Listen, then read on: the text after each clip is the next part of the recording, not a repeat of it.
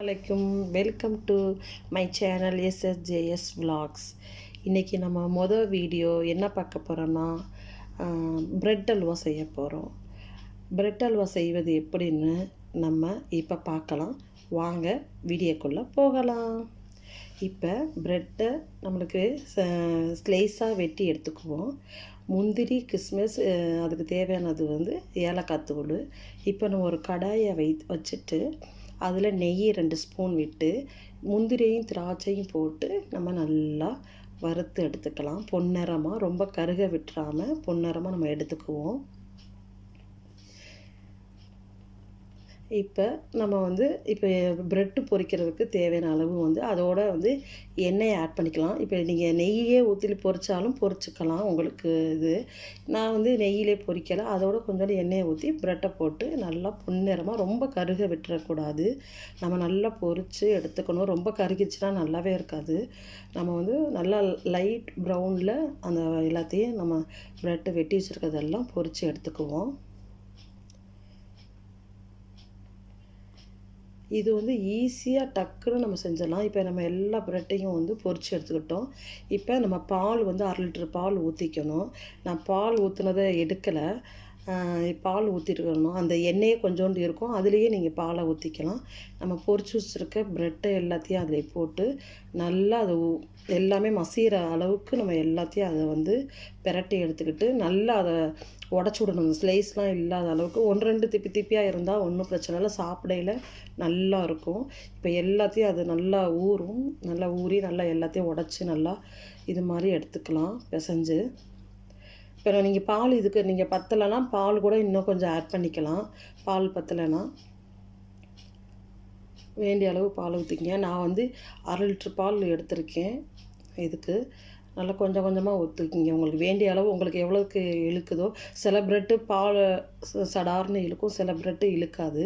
இப்போ நல்லா எல்லாத்தையும் நல்லா மசிச்சு விட்டுக்கணும். நம்மளுக்கு கிண்ட நல்லா மசிச்சிரும்.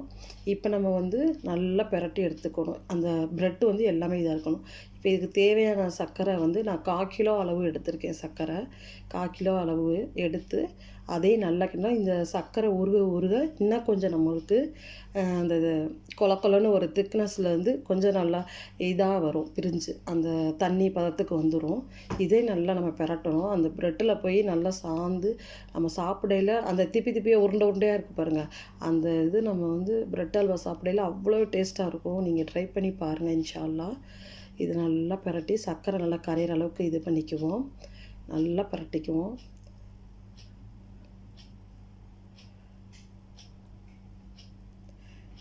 நல்லா பிரட்டி விட்டு இப்போ நம்ம ஏலக்காய் தூளை அதுக்கு நுணுக்கி நம்ம அது வாசத்துக்கு போட்டுக்கலாம். உங்களுக்கு ஏலக்காய் சில பேருக்கு ஸ்மெல் பிடிக்கலைன்னா ஏலக்காய் அவாய்ட் பண்ணிக்கோங்க. ஏலக்காய் தூள் போட்டு அதுக்கப்புறம் குங்குமம் பூ இருக்குல்ல, அதை கொஞ்சம் சிட்டிகை கொஞ்சோண்டு போட்டிருக்கேன். கொஞ்சோண்டு உங்களுக்கு கலர்ஃபுல் வேணும்னா போட்டுக்கோங்க, இல்லைனா ஸ்கிப் பண்ணிங்கன்னா ஸ்கிப் பண்ணிடுங்க.